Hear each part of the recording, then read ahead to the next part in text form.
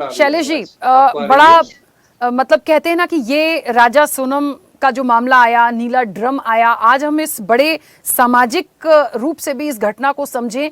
क्या संदेश जो गया है कितना गंभीर है, और सबसे बड़ी बात कि शादी से तौबा की बात हो रही है। जिस तरीके से जो बागेश्वर धाम से पंडित धीरेन्द्र कृष्ण शास्त्री हैं, उन्होंने भी कह दिया कि हमारे जैसे अविवाहित लोगों को चिंता हो रही है। किस तरह से आप इस पूरे विषय को लेते हैं?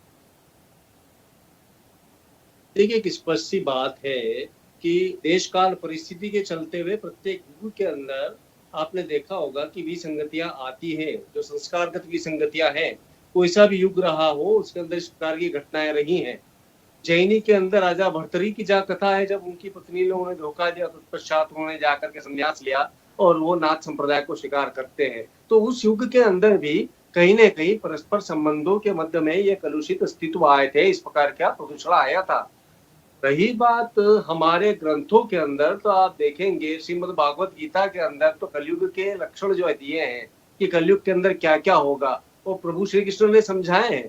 उसके अंदर स्पष्ट था कि किस प्रकार से नारी अपने उत्थान के चलते हुए अपने उग्र स्वरूप को, या जिसे कह सकते हैं कुटिल स्वरूप को भी प्रदर्शित करेंगी।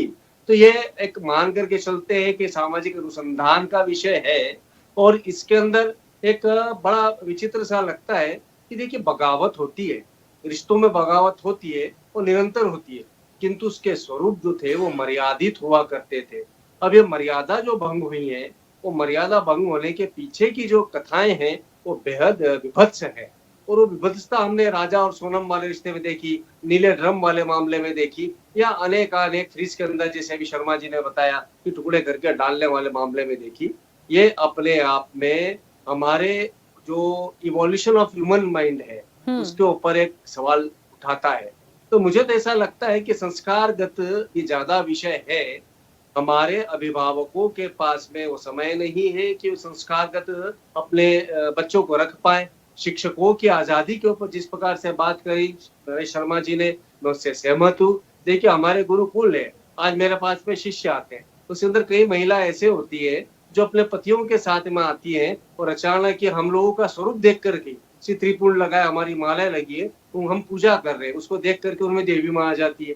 तो देवी माँ भी अपने आप में एक प्रकार की सामाजिक बगावत है। वो किसी परिवेश के अंदर है, उसको स्टीरियो माइंडेड कह सकते हैं, उसके ऊपर किस प्रकार का दबाव रहा, या अपने अस्तित्व का कौन सा संघर्ष कर रही है, किस प्रकार से वो अपने आप को समाज के समक्ष स्थापित करने का, परिवार के अंदर पूजित बनाने का, सम्मानित बनाने का प्रयास कर रही है।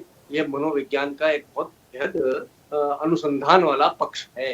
तो मुझे लगता है कि इन सारी चीजों को यदि हम स्टडी करते हैं, तो उस स्टडी के अंदर पाते हैं कि हमारे संस्कार बेहद आवश्यक है। उन संस्कारिक शिक्षाओं की कमी है।